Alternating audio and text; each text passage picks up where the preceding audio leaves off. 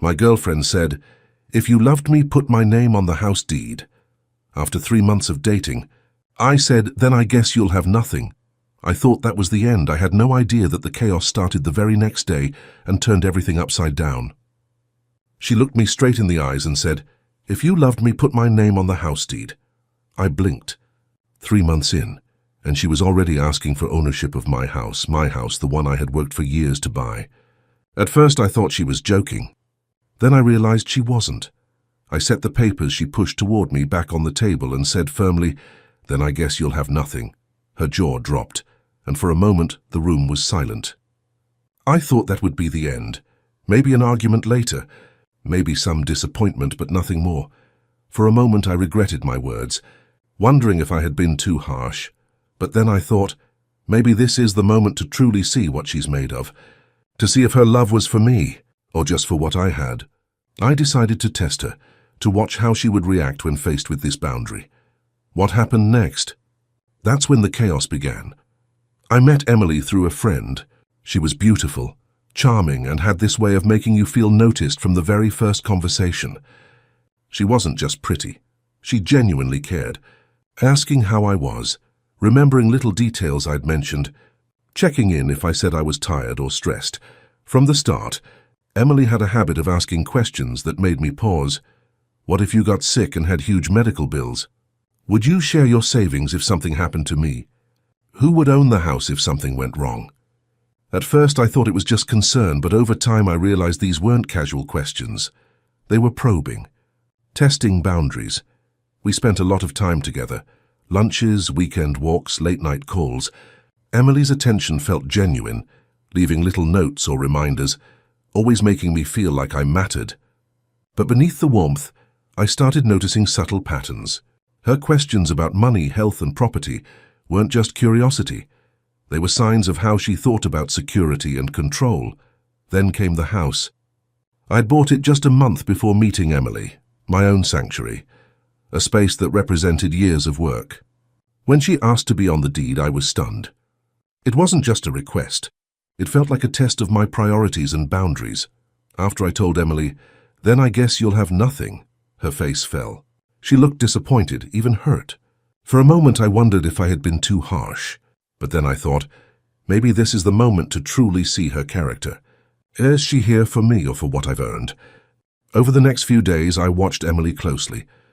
Her attention and care were still there, but I could sense a subtle tension. Small tests of patience, slight shifts in how she phrased her questions. That simple conversation about the house deed had already revealed a lot. About her priorities, about my own boundaries, and about what this relationship could become. It was clear that love, at least in my experience, isn't just affection. It's about respecting boundaries, trust and understanding what truly matters. And that deed, it was just the beginning of a challenge I hadn't expected, one that would soon escalate into chaos. The morning after I said, "Then I guess you'll have nothing," Emily was tense. She didn't speak much at breakfast, but by mid-morning she couldn't hold it in anymore. "I want my name on the deed," she said matter-of-factly, sliding a stack of papers toward me. I looked at her, trying to stay calm. "Emily, we can't do that. This is my house." Her face tightened and she leaned forward. "It's not fair. If you really cared about me, you'd make it happen." "Why is it so hard?" I shook my head. "It's not about caring. It's my property. I can't just sign it over. We've only known each other 3 months. Instead of backing down, Emily pressed on. During breakfast, she'd say, "If we're serious, shouldn't this be part of us?" When I was cooking dinner, she'd casually ask, "So, the deed, you're still saying no?" In the car, she'd start with, "Do you think it's selfish not to include me?" I tried to stay patient, explaining calmly each time. "Emily, this isn't about you personally. It's about timing and what I'm comfortable with. I can't just give someone a major asset after 3 months." She would nod, look disappointed, and then, a few hours later, bring it up again differently. "Other couples I know share everything. Why can't we? Or, if we're really building a life together, shouldn't I be included?" Over the week, it became a pattern. She'd be affectionate and caring one moment, playful and light-hearted, and then, without warning, return to the deed. She'd comment on how other couples handled property, joke about maybe you're being selfish, or ask about hypotheticals. What if we got engaged tomorrow? Would you finally let me on? Even small gestures carried the subtext. She'd linger near the papers when I was busy, subtly nudging the topic into conversation. When we went for walks, she'd casually say, "I've been thinking about that house. You know, for us." I could tell she was watching, gauging my reaction. It was exhausting, but it also revealed her persistence and determination. She wasn't angry or manipulative. She genuinely believed she had a right. But I couldn't ignore how this repeated pressure was shaping the relationship. It wasn't playful anymore. It was constant. I tried to give reasoning one last time. "Emily, I understand you want security, and I care about you. But this isn't the way. This isn't how we start a partnership. The house is mine, and I can't just hand over ownership. It's not about you. It's about fairness and timing." Her eyes flashed for a moment, a mix of hurt and disbelief, but she didn't give up. "So you're saying you'd rather risk us than just include me?" I shook my head again. "It's not about risk. It's about reality. This is my life, my asset. We are still early in this relationship." She leaned back, quiet for a moment, then said softly, "Fine, but I hope you realize, this matters to me more than you think." The next few days were a roller coaster. Emily was warm and attentive at times, playful and affectionate, but always circling back to the deed. She found indirect ways to bring it up, sharing news about friends' properties, asking hypotheticals about joint finances, commenting on shared goals. Every interaction reminded me that this request wasn't going away. Eventually, I realized that staying calm wasn't enough. I needed a way to see her true priorities without compromising. That's when I decided to hire a lawyer, not to sign anything, but to prepare fake paperwork and gauge her reaction when she thought she might finally get what she wanted. Little did I know, that plan would reveal far more than just her interest in a house. After days of tension over the deed, I decided to move forward with my little plan. So I called a lawyer, not to actually sign anything, but to prepare paperwork that looked official enough for Emily to believe she might be included. When the lawyer came over, Emily was in the living room. I introduced him casually, explaining he was there to review some documents. She glanced at the papers, eyes widening slightly. "So, this is it?" she asked, her voice full of excitement. I nodded casually. "Take a look if you want." Emily scanned the documents carefully. At first she seemed thoughtful, and then a smile slowly spread across her face. Her eyes lit up, and for a moment she looked like a child who had just received the best gift. "I can't believe it." "Really?" she whispered, barely able to contain her excitement. I just smiled and let her enjoy the moment. And enjoy it she did. Over the next hour, she couldn't stop talking about the house, about how perfect it would be for us, how she couldn't wait to decorate and move in together. She hugged me tightly, kissed my cheek, and pressed her lips to mine in a joyful, grateful moment. Her happiness was contagious. For a few days she was affectionate, attentive, and almost giddy, treating me with a mix of gratitude and excitement I hadn't seen before. She made small gestures, bringing me coffee, leaving little notes, holding my hand unexpectedly. She laughed easily, teased me playfully, and even whispered, "I feel so lucky to have you." It got more intense. Emily's affection became more personal. I had tried jokingly a few times, hinting at being intimate, but she gently refused, saying she wanted it to be meaningful. One evening, after a particularly joyful day where we'd celebrated the house together, she kissed me deeply and said softly, "I want to show you how much I love and appreciate you." I was surprised. She had chosen to sleep with me first, not because I pushed or pressured, but because she genuinely wanted to express her gratitude and love. I hadn't expected her joy to be so strong, and seeing her happiness made me feel more certain than ever that I had found the right person. Her excitement seemed boundless. Every touch, every smile, every word was infused with gratitude and affection. For several days, she continued to be playful, caring, and almost ecstatic just to be with me.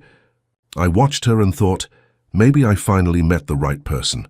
The one who truly cares, who can be excited for me, for us, and for the life we're building together. It was strange, almost dreamlike. The same woman who had questioned boundaries and pressed for the deed now seemed completely transformed by happiness. Her joy was infectious, her love tangible, and I let myself truly believe that we were in love. For those few days, I lived in that happiness, never imagining that it could shift again. Emily's affection, the warmth, the playful intimacy, it all felt real, deep, and heartfelt. I couldn't believe how much joy she could feel over a simple piece of paper and the trust I'd shown her. And in that moment, I thought we were perfect together.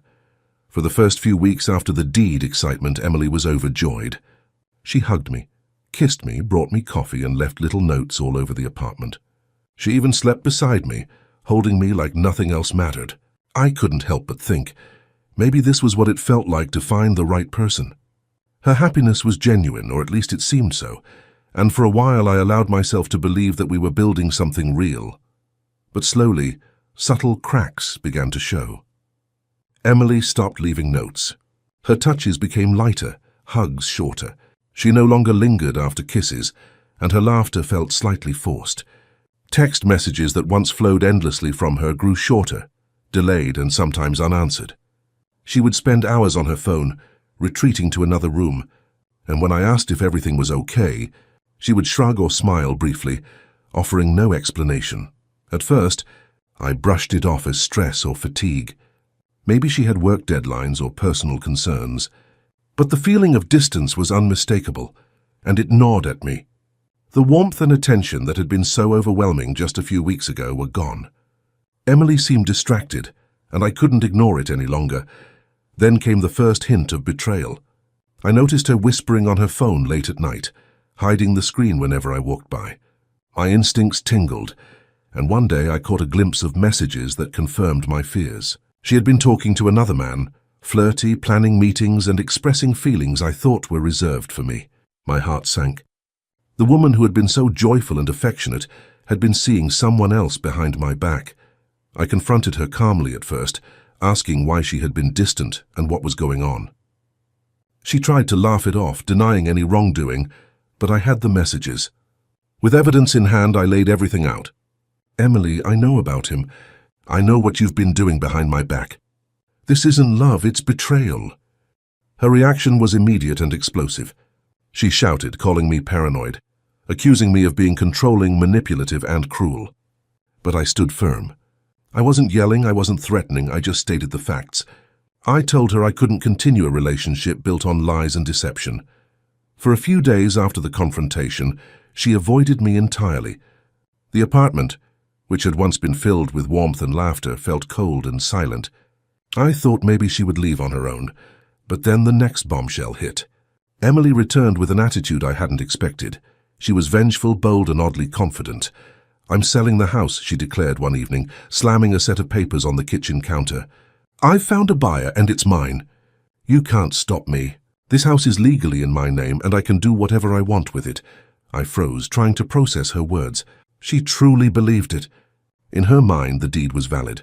The house belonged to her and she had the right to sell it. I realized then that all her previous joy and affection had been amplified by her belief that she had ownership. The love, the intimacy, the excitement, it had been fueled by the illusion of possession. I tried to reason with her calmly, explaining that the deed was never real. "Emily, the paperwork was never valid. You don't own the house. It's still mine." Her eyes widened in shock for a brief moment, but then rage overtook her. She screamed, shouting insults, calling me a liar, a cheat, and a manipulator. She accused me of planning this trick from the start, though in reality, she had never suspected the deed was fake until that moment. She began throwing things, knocking over a few small items and pacing furiously. By the time Emily realized the deed was fake, she was furious beyond reason. She screamed, waved the papers, and insisted the house was hers. "You tricked me. I can sell this and you can't stop me," she shouted, her voice echoing through the apartment. Her eyes were wild, and she paced back and forth like a caged animal. I tried reasoning calmly, repeating, "Emily, the deed was never valid. The house is mine. You have to leave."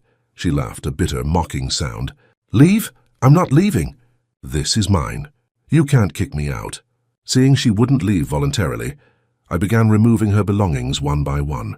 I gathered clothes, bags, and her personal items into boxes and bags, carrying them to the door. She shrieked, trying to grab things back, but I held firm. I'm not arguing anymore, leave. She stood in the middle of the living room, furious, stomping her feet and screaming at me to stop. I had no choice. I started throwing larger items, small furniture, lamps and decorations, out of the apartment, keeping a safe distance from her, but refusing to let her intimidate me. She screamed and cursed, but I continued until the apartment was empty of her things. Neighbors likely heard everything. The yelling escalated into full-blown chaos, and she continued demanding the house, insisting she had the right to sell it. She was convinced she had been wronged, and nothing I said could calm her down. I warned her again, "Emily, this ends now. If you continue to threaten me or refuse to leave, I will call the police." She continued shouting and hurling insults until I finally picked up the phone and called the authorities. Within minutes, the police arrived. Emily, still furious and incredulous, tried to argue, but the officers calmly explained the situation and escorted her out. When the door finally closed behind her, the apartment felt quiet. Too quiet. Boxes of her belongings sat on the sidewalk, a physical reminder of the chaos she had caused. I stood there, breathing heavily, realizing how extreme the situation had become. She had refused to leave, escalated the conflict, and nearly destroyed parts of my home, all because she believed the deed had made the house hers. The relief was immense. Finally, the apartment was mine again, not just in ownership, but in peace. The ordeal was draining, stressful, and emotionally taxing, but it also clarified everything. Emily's intentions, her sense of entitlement, and the boundaries I needed to enforce. After everything had settled, the shouting, the chaos, the police, and Emily finally gone, I spent a long time alone in my apartment. The place was quiet again, the boxes of her belongings gone, and I could finally breathe. But my mind kept replaying the past few months.